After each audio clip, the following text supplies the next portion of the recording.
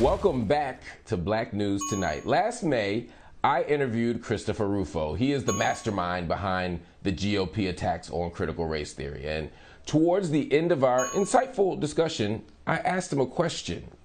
It was particularly if you're saying whiteness is a thing that is being constructed as negative and shouldn't be, name something positive that you like about being white. My view is that these are actually should be ascribed to every individual human being. Every individual human being, regardless of whatever racial category we impose on them. That doesn't answer the question, though. I don't buy into the framework that the world can be reduced into these metaphysical categories of whiteness and blackness.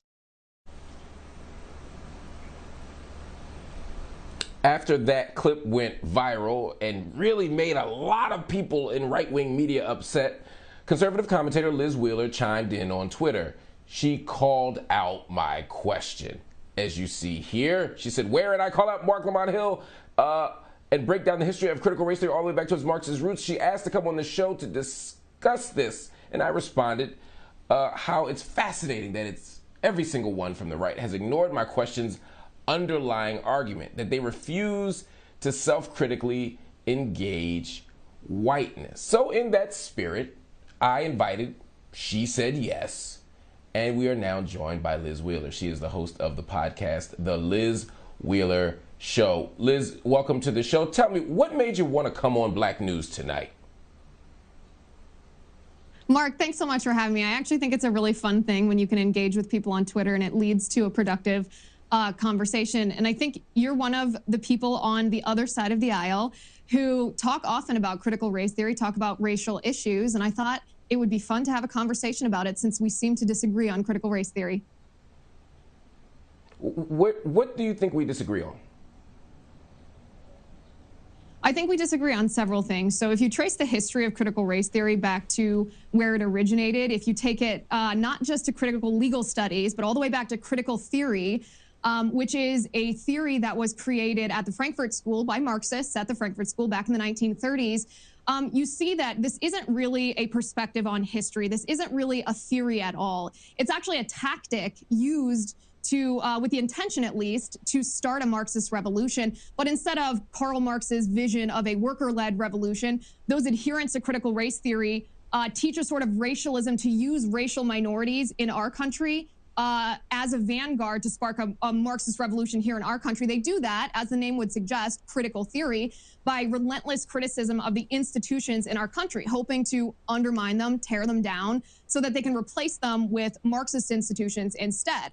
That's the history, that's the reality of critical race theory. And it seems that a lot of people on the other side of the aisle, yourself included, I believe, portray critical race theory as just being a perspective on history or teaching, you know, the not so good parts of the history of the United States, but you're missing the very big part, the fundamental part of critical race theory, and that is the fact that it's essentially Marxism.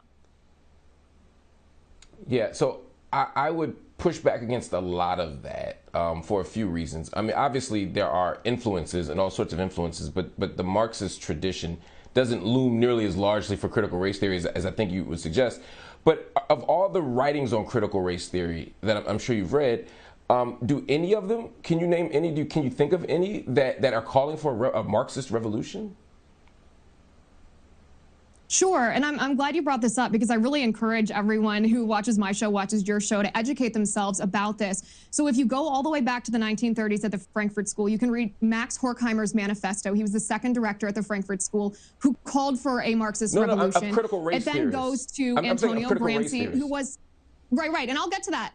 Absolutely, and I'll get to that. We just have to follow it all the way back through the critical race theory. So critical theorists come first. That would be Max Horkheimer and then Antonio Gramsci. He was the head of the Communist Party in Italy. He's the one who said we need to re-educate a vanguard to spark this revolution. Then we have Herbert Marcuse, who was at Columbia University, as you know. He was the assistant, actually, of Max Horkheimer, came to the United States when Horkheimer escaped the Nazis in Germany, but Marcuse stayed back here in the United States. Then we get to Derek Bell. Then we get to Kimberly Crenshaw. Then we get to Robin DiAngelo. Then we get to Ibram X. Kendi. All of these critical race theory adherents are practicing this idea that we need to relentlessly criticize institutions in the United States, in our government, in our culture, in our society, in order to tear them down, to implement instead socialist or Marxist institutions. So all you have to do read the scholarship of these people to see that it actually is Marxism. So I'm glad you brought that up, and I hope that your viewers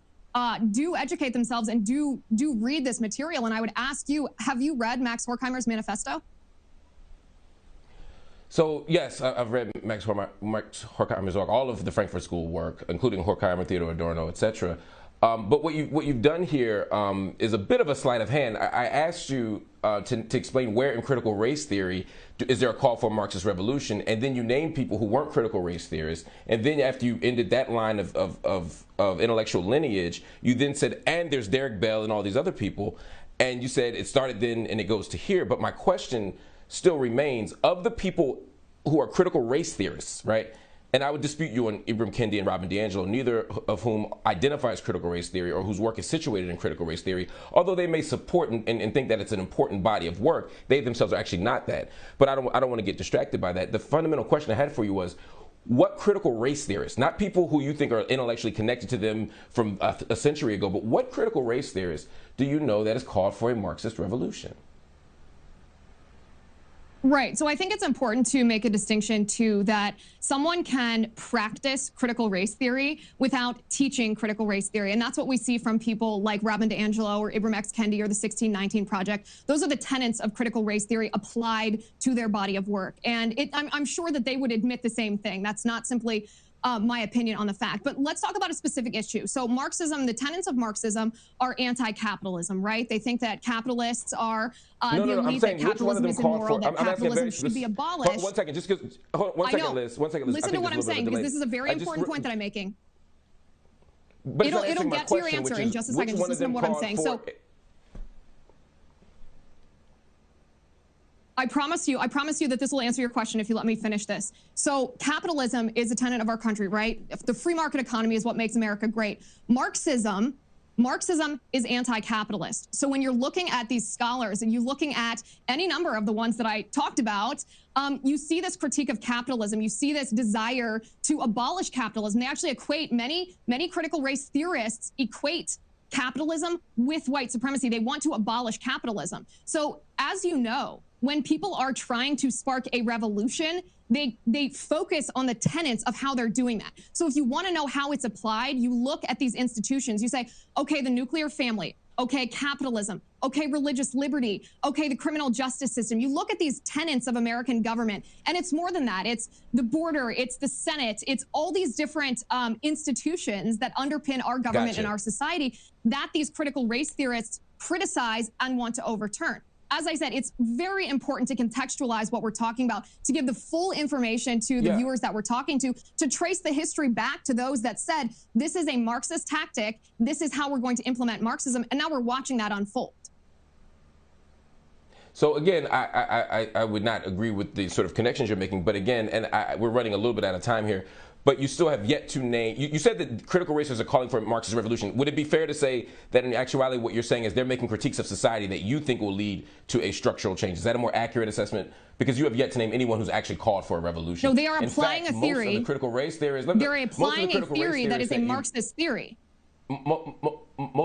So again, I would dispute that it's a Marxist theory or that they apply the theory, because one of the things you have to understand, I think, is that most of the tenets of critical race theory, most of the deepest tenets of critical race theory have been offered and made by other traditions, other intellectual traditions, other scholars, and certainly not exclusive to the Marxist tradition or even primarily the Marxist tradition. So I would definitely disagree with that. But I want to get your sense on a quote if I may respond to that, Christopher.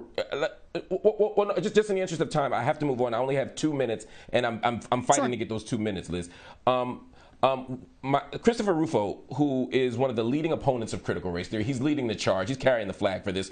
He said, "We have successfully frozen their brand, critical race theory, into the public conversation and are steadily driving up negative perceptions. We will eventually turn it insanities under that brand category. The goal is to have the public read something crazy in the newspaper and immediately think critical race theory. We have decodified the term and will recodify it to annex the entire range of cultural constructions that are unpopular with Americans." When you hear, it sounds like what Chris predicted is what's happening in this conversation, right? That we're taking anything that we don't like, anything that raises anxieties of Americans, we're dumping it into a single pile and saying that's critical race theory, and everybody should be afraid of it. It feels very similar to what we did with liberation theology 8 years ago when we were trying to scare people about the Obamas, or 12 years ago. It feels very much like a moral panic designed to get people into polls to vote against, particular political interests, than it does an actual intellectual critique. Because in many ways, this feels like a solution in search of a problem. I still don't see the revolution. Most critical race theorists that I know, in fact, everyone that I've read, they're not calling for Marxist revolution. They're not calling for overthrowing capitalism. They're calling for reforming markets. They're calling for challenging institutions, for reimagining society.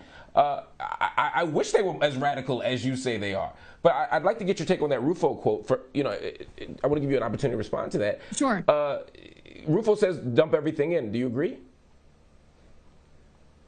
Sure. So I think it's important, again, not to talk in generalizations and not to be vague here, to give specific examples so that nothing is misunderstood. So let's talk about a tenet of critical race theory that's being taught right now in an Evanston school district in the state of Illinois.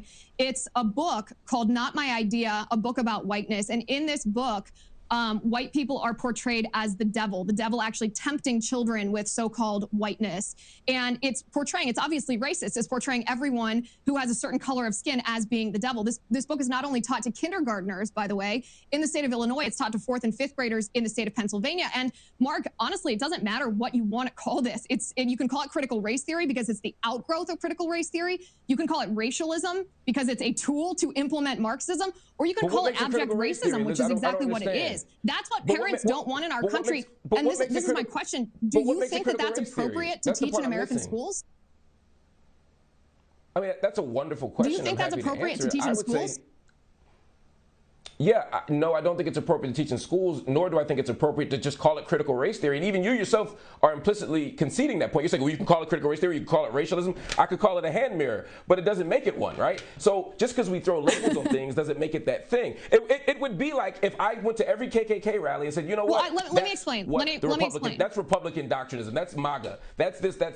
You would be very frustrated with that, and you would say that it's an inaccurate assessment. That book, that tradition that you're talking about, has absolutely no root. In this case, that's not a good analogy, because critical theory, so going back to critical theory teaches that there's no objective truth, right? That there's just competing narratives. And they teach that the worker class isn't going to rise up against the elite class to overthrow the government, to implement Marxism. Listen to what I'm saying. This is an important point that I'm making. This is an important point that I'm making. If you want to have a productive conversation, I think you're going to be interested in this. I am interested in it, but what I'm asking you is, Herbert Marcuse identified racial minorities in America. Herbert Marcuse, a critical race theory scholar, as you know, identified racial minorities in the United States is not a critical race scholar. The vanguard, the new vanguard, the new worker, to usher in a Marxist revolution. To do this, you have to use this racialism, use this racial divide as a tool to paint all white people as inherently racist. Do you believe that? Do you believe all white people are inherently racist?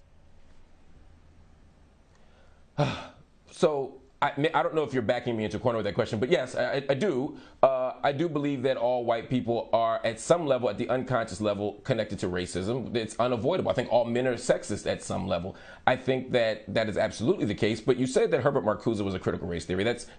That's simply untrue. That's ahistorical and inaccurate. Anyway, I got to go. I'll have you back, I promise. I got to take a commercial. Thank you for joining me. Everybody, stay with us here at Black News Tonight. Let us know what you're thinking. Hit us up on Instagram, Facebook, and Twitter at BNC News. Hit the website up and subscribe to BNC TV, BNC News.